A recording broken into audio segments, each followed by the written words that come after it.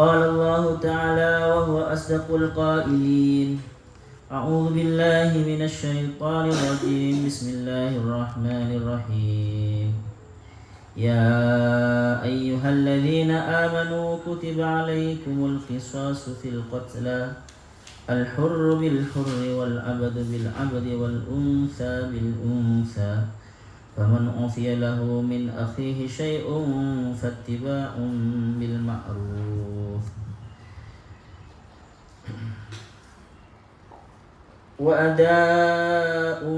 وأداء إليه بإحسان ذلك تخفيف من ربكم ورحمة فمن اعتدى بعد ذلك فله عذاب أليم.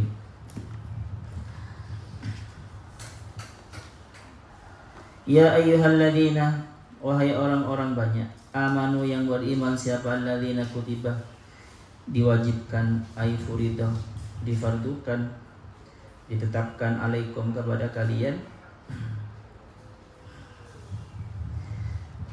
ditetapkan atau diwajibkan itu sering pakai kata-kata kutibah. Karena kenapa? Karena kalau ditetapkan itu diwajibkan semacam diketok, ditulis.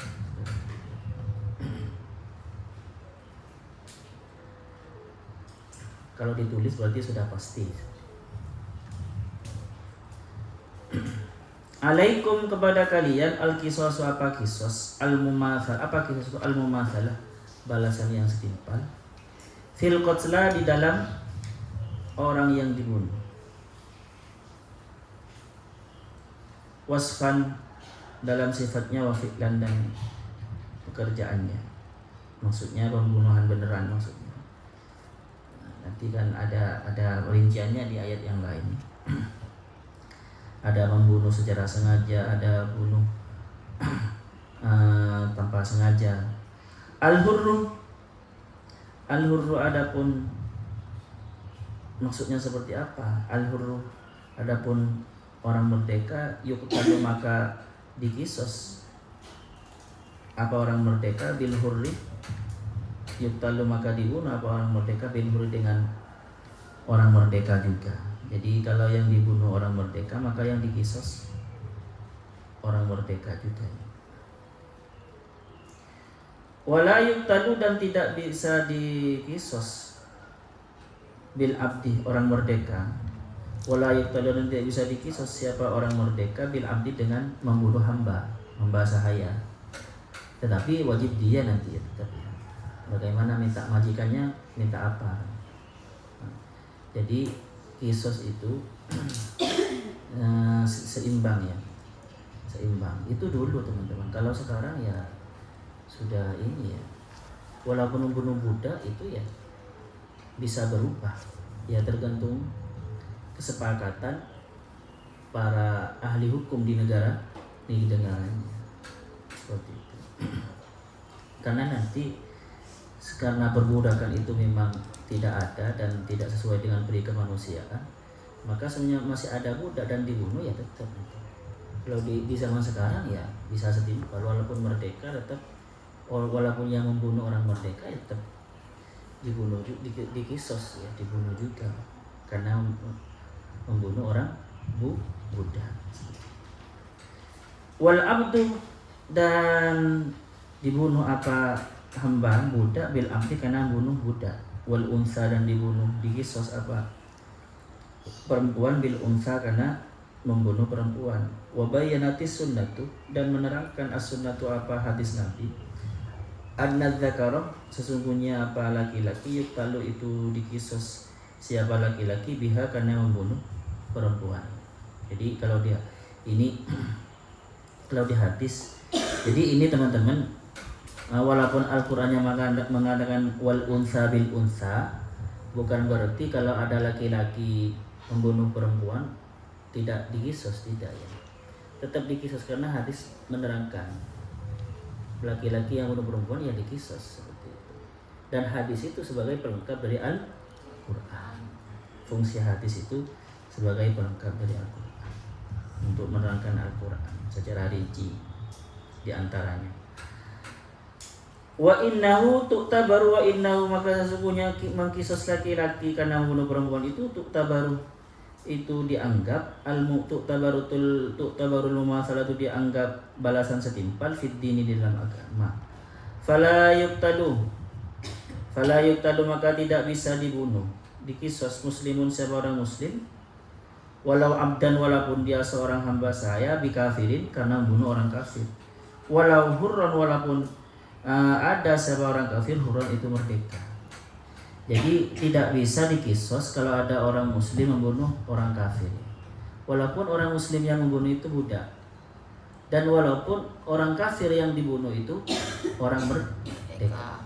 Ini dulu. Ini berlaku di negara Islam dan dulu. Sekarang sudah tidak berlaku. Walaupun di Arab yang enggak berlaku, walaupun di Arab Saudi enggak berlaku. Maksudnya bukan Al-Qur'annya tidak berlaku ya. Tetapi keadaannya berubah. Dan ini memang apa namanya dan ini kan bukan ada di ya, tidak ada di Al-Qur'an. Di Al-Qur'an di sini tidak ada secara jelas orang muslim yang membunuh kafir, tidak ada ayatnya kan. Tetapi itu adalah kebijakan pemerintah di zaman dulu itu. Di zaman Khalifah Islam maksudnya, Khilafah Islam ketika itu. Tidak bisa. Karena memang negara Islam teman. Kalau di Indonesia ya jangan coba-coba ya. Karena di Indonesia itu supremasi hukum, keadilan sosial bagi seluruh Indonesia dan semua sama. Tidak ada yang mirip, tidak ada yang kelas lebih tinggi dan lebih rendah, tidak ada. Semua sama di mata hukum kalau di Indonesia. Orang kafir di Indonesia itu sebutannya bukan orang kafir kalau di Indonesia ya. Walaupun menurut agama kafir. Tetapi kalau di Indonesia itu sebutannya lebih tepat adalah non-muslim. Bahkan di kitab-kitab seperti di Mesir yang sudah maju itu ya. Mereka itu bukan dhimmi teman-teman. Ayu kafir ada berapa? Ada 4 ya. Kafir harbi yaitu kafir yang musuh orang Islam. Ada kafir dhimmi, kafir yang berdamai dengan orang Islam, tetapi harus bayar diyat. Ada kafir apa? Kafir mustakman. Apa lagi ada? Pak Ustaz, ingat Ustaz? Ya kok saya lupa. Kafir yaitu orang kafir yang masuk ke negara orang Islam dan minta pengamanan. Atau kafir yang sedang gencatan senjata. Mustakman ada berapa? Di Indonesia kriteria itu ada enggak?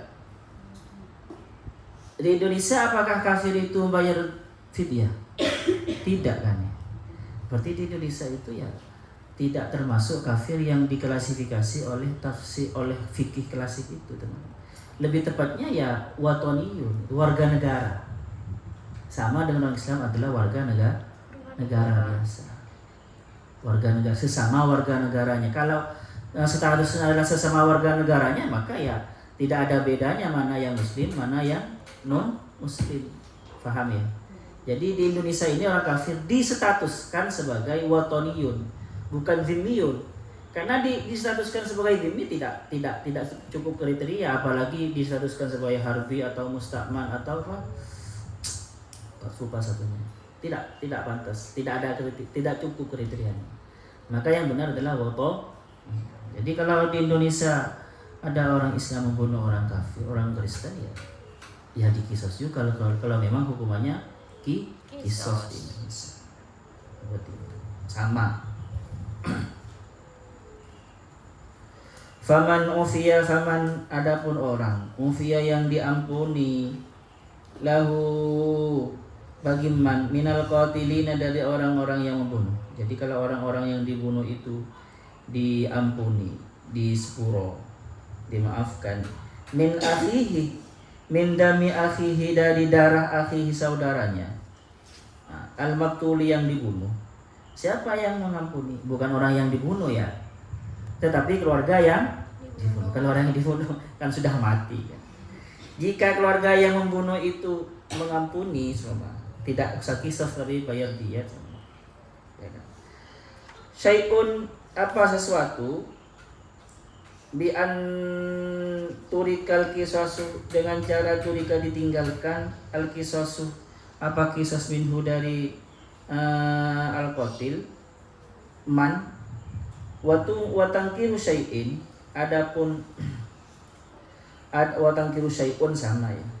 Kenapa watangkiru syai'un? Karena apa namanya, harkat mencerita kan yang dibaca min akhihi syai'un. Watangkiru syai'un, adapun menakirahkan lafaz syai'un bukan asyai'. Faman ufilahu min akhihi syai'un, tidak dima'rifatkan itu. Yufidu sukutul qisasi bil afwi, yaitu memberi faidah sukutul qisasi, gugurnya kisos, hukuman kisos bil afwi, karena dimaafkan, an ba'dihi, dari sebagian hukuman kisos, wa min ba'dil warasati, dan dari sebagian ahli waris orang yang dibunuh, wa fi dzikri akhihi, dan di dalam penyebutan akhihi di sini kan ada kata-kata faman ufiya lahu min akhihi, dari saudaranya, nah, gitu kan ya. Ta'atufun adalah berlemah lembut, atau ada unsur, ada dorongan kasih sayang. Ta'atufun ada berlemah lembut, da'in yang bisa mendorong, ilal afwi pada memaafkan. Wa idhanun, dan memberi gambaran, bi annal, atau menerangkan, bi annal qatla, bahwasanya sesungguhnya membunuh, la yaqta'u, itu tidak, kisah maksudnya ini, la yaqta'u, itu tidak memutus ukhuwatal imani, pada persaudaraan iman. Jadi teman-teman, di Al-Qur'an di sini ada kata-kata faman ufiya lahu min akhihi syai'un. Jadi maksudnya apa? Min akhihi itu maksud yang dibunuh ya kan saudaranya juga masih Islam, dan yang dibunuh juga jadi ditekankan kata akhihi. Seharusnya ditekankan minal qatili kan gitu. Min dari yang dibunuh itu, atau dari orang yang ahli waris yang dibunuh. Kenapa? Karena Al-Quran itu ingin menekankan kalian masih bersaudara. Paham ya? Walaupun seumpama yang dibunuh dibalas dengan dibunuh di kisos, itu bukan berarti memutus tali persaudaraan. Itu hanya apa? Urusan hukum. Tetap kalian saudara seiman.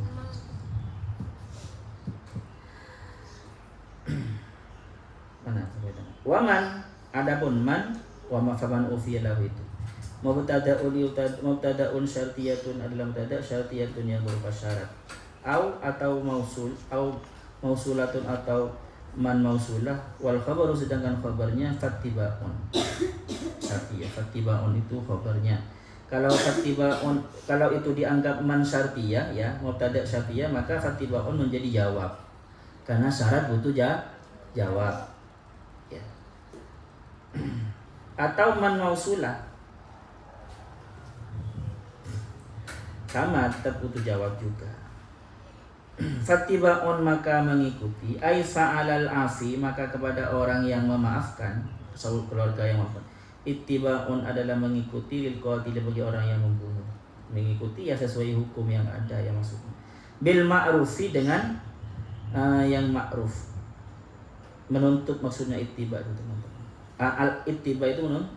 Fa bi ayyi talibahu, dengan cara menuntut siapa al-afihu, kepada orang yang membunuh itu, bidiyati, dengan bayar diyat. Bila anafin wa bila unfin, bila anafin, tanpa, ini bahasa anunya apa ya, anafin, teman-teman. Anafin, kalau saya mengartikan ini di sini, tanpa sesat, tanpa mengurangi, mana asalnya itu.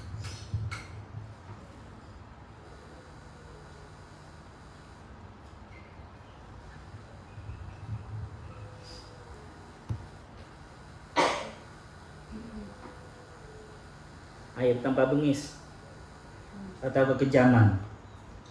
Jadi tanpa ada kekejaman. Maksudnya standar hukum teman-teman, standar hukum negaranya. walaupun diat bukan harus berat sekali diatnya, faham ya?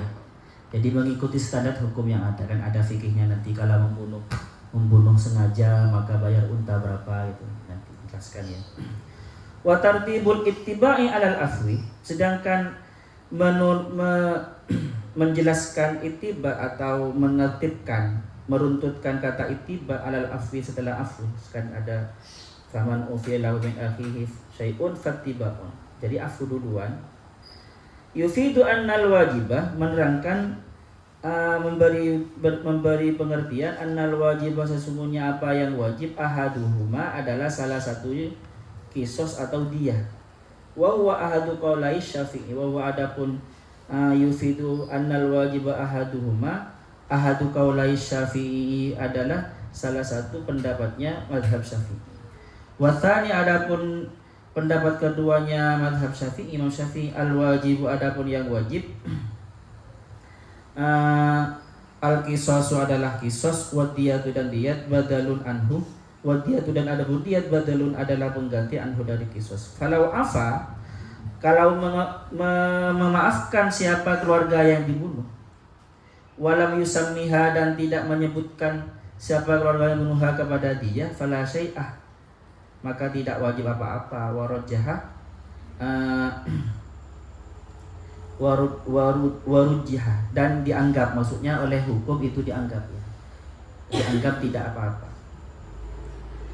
Wa 'alal qatili, dan wajib bagi orang yang membunuh itu adaun apa, melaksanakan lidiyati bagi diyat, melaksanakan membayar diyat itu ilaihi kepada orang yang memaafkan, ay al-afi kepada orang yang memaafkan, wa huwa al-warithu adapun al-afi yang memaafkan itu al-warithu adalah orang ahli waris, orang yang dibunuh, bukan orang yang dibunuh sendiri. Kalau orang yang dibunuh kan sudah mati. Bi ihsanin, dengan benar, dengan sesungguhnya, dengan benar sesuai hukum. Maksud ihsan di sini ya benar sesuai hukum. Bila mutillin, tanpa menunda-nunda, tanpa manjang-manjangkan. Ya. Wala bakhsin, dan tanpa mengurangi diyat yang sudah ditetapkan oleh hukum itu. Dzalika, adapun itu hukum al-madzkuru, hukum kisos ini dan diyat ini, al-madzkuru yang disebutkan, min jawazil kisosi, dari bolehnya mengkisos, wal afi atau maafkan, anhu ala diyati, dengan bayar diyat, tahfifun itu peringanan, ada unsur peringanan, tasilun meringankan, min rabbikum, unsur meringankan, min rabbikum dari Tuhan kalian, alaikum kepada kalian, warahmatun dan rahmat, bikum kepada kalian, haitsu wassa'a fi dzalika, sekiranya was'amal waskan siapa Allah fi dzalika, di dalam hukum membunuh ini, walam yahtam dan tidak menetapkan siapa Allah wahidan satu saja, minhuma dari kisos dan diyat, kama hatamah seperti halnya menetapkan siapa Allah ala Yahudi kepada orang Yahudi al-qisas, kepada kisos saja. Jadi dulu teman wala nasara, dan kepada orang Nasrani ad-diyata, pada diyat saja. Jadi dulu itu orang Yahudi kisos, sedangkan orang Nasrani di diyat dalam bunuh. Tapi dalam Islam ada pilihan. Ini takhfifun min rabbikum warahmah. Faman iqtada ba'da dzalika, faman iqtada maka barang siapa iqtada melampaui batas dengan apa? Zalamal qatilah, zalim siapa ahli waris itu, al-qati kepada orang yang membunuh, bi anqatalahu dengan membunuh juga, ba'da dzalika padahal setelah memaafkan, padahal setelah membayar diyat kok malah dibunuh lagi. Falahu adzabun alim, falahu maka bagi orang wanita ada adzabun adalah siksa alimun yang menyakitkan, yang pedih, fil akhirati akhirat, binari dengan api neraka, au fid dunya atau di dunia, bil qatli dengan dibunuh juga ya, dikisos ya, walaupun dengan dalih balas dendam. Jadi di sini teman-teman, di ayat ini ada dua makosid syariah ya, yaitu apa? Jelas hifdzun nafas. Hifdzun nafas ada 3. Hifdzul ukhuwah. Jadi hifdzul ukhuwah bukan dururiyah sebenarnya ya. Bukan dururiyah besar. Tetapi juga di sini ada unsur at-taisir fit tasyri' fi syariah. Ada unsur meringankan. ada unsur meringankan. Karena memang unsur meringankan di dalam syariat itu adalah maqasid amal, tujuan syariat yang umum. Unsur meringankan itu ada di bab sholat, ada di bab zakat, ada di bab puasa, bahkan ada di bab kisos, hudud, di bab nikah, di bab muamalah. Unsur meringankan. Karena memang yuridullahu bikumul yusra wala yuridu bikumul usra. Dan di sini penting teman-teman, kita bahas tentang masalah hifdzun nafas. Qotla ini teman-teman, kisos ini sebenarnya di dalam rangka menjaga jiwa.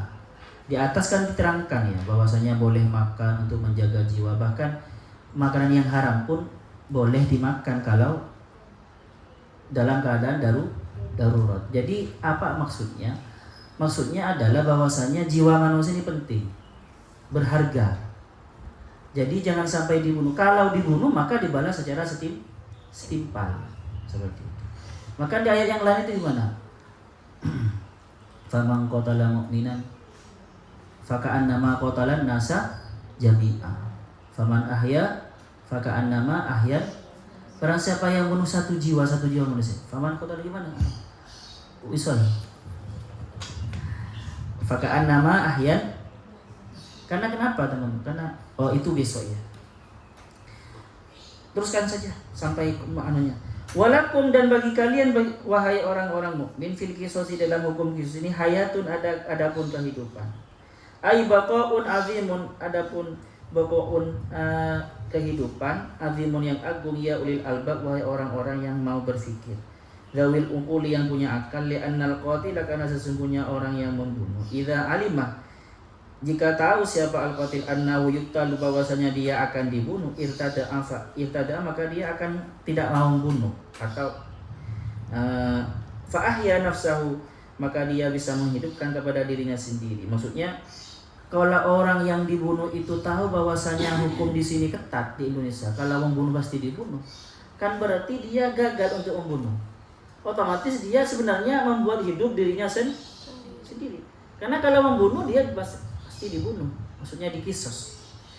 Waman arada qatlahu fasyuri'ah. Waman arada, dan juga membuat minder, irtada itu minder ya, atau takut dirinya. Waman, dan orang juga membuat takut orang, arada yang menginginkan sepaman qatlahu, membunuh orang yang mau membunuh, fasyuri'ah, maka disyariatkan apa kisos, la'allakum tattaqun, supaya ada siapa kalian itu orang yang bertakwa. Al-qatlu mukhafatun, apa itu? Jadi maksudnya gini teman-teman. Di dalam kisah, dalam bahasa Al-Quran itu, dalam kisah itu ada kehidupan. Padahal kalau kita berpikir secara pendek, kalau dibunuh kan tidak ada kehidupan.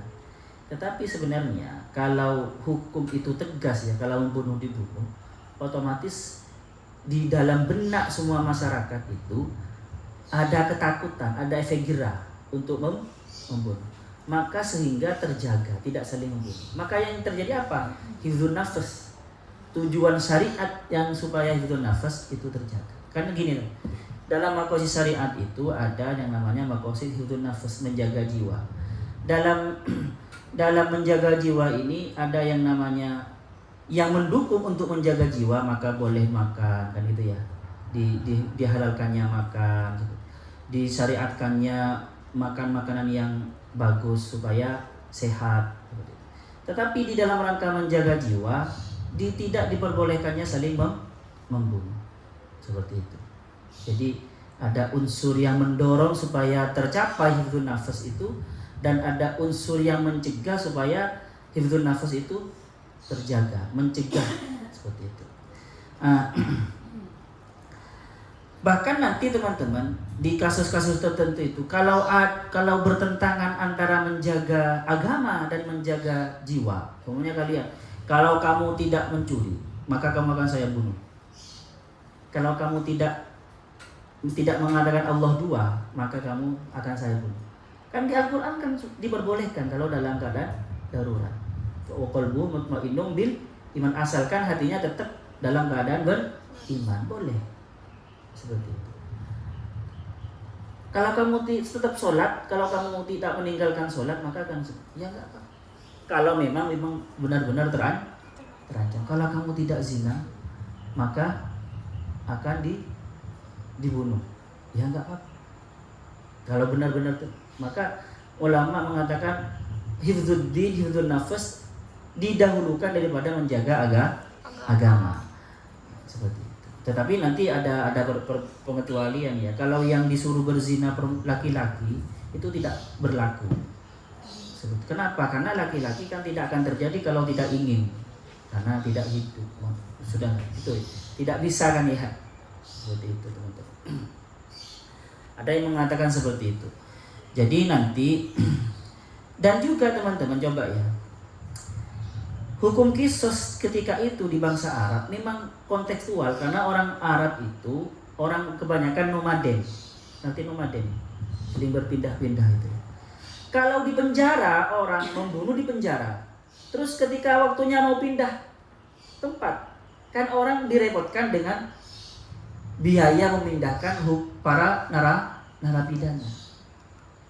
Seperti itu kan. Ya, paling baik, paling bagus, paling efisien ya bunuh. Dan itu bisa menunjukkan ketakutan di benak masyarakat untuk membunuh. Akhirnya terjaga, saling menjaga nyawa seseorang. Seperti itu. Maka dikatakan walakum fil qisasi hayatu ya ulil albab. Di Indonesia bagaimana Ustaz? Apakah di Indonesia kan di Indonesia sudah menetap ya? Apakah dibunuh? Saya tetap enak dibunuh ya teman. Karena kenapa? Negara membiayai orang, para penjara, pembunuh, para penjahat yang membunuh itu banyak, triliunan. Itu kan rugi negara. Paham? Kalau langsung dibunuh kan tidak usah ngasih makan. Ya kan? Kalau memang sudah terbukti membunuh secara hukum. Ya walaupun nanti tetap ada praduga tak bersalah kecuali memang sudah ada bukti.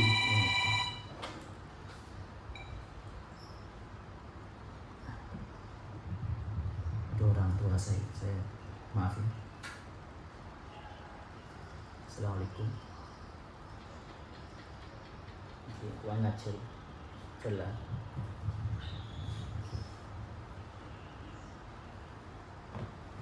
Menerima teleponnya orang tua itu wajib ya.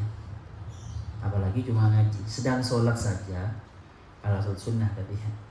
Itu boleh meninggalkan, boleh membatalkan sholatnya kalau menerima panggilannya orang tua. Faham ya teman-teman ya? Makosid dari kisos. Nah di Indonesia ya sama nanti, tidak seperti yang di sini. Semua warga negara itu ya sama, tidak ada mana yang non muslim, mana yang muslim. Dan memang seharusnya sudah seperti potong tangan juga di Indonesia para koruptor itu kan koruptor itu sudah mereka mengambil uang negara, uang rakyat. Ketika di penjara masih dibiayai dengan uang negara. Ya, itu kan. Ya kan ya. Bahkan para koruptor itu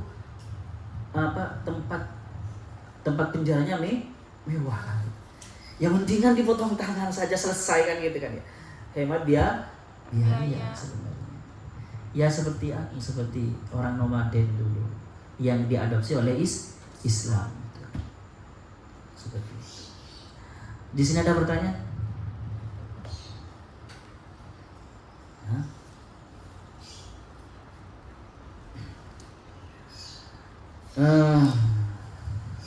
Kita dulu. Saya gak puas kalau tidak menyebutkan ayatnya secara sempurna tadi.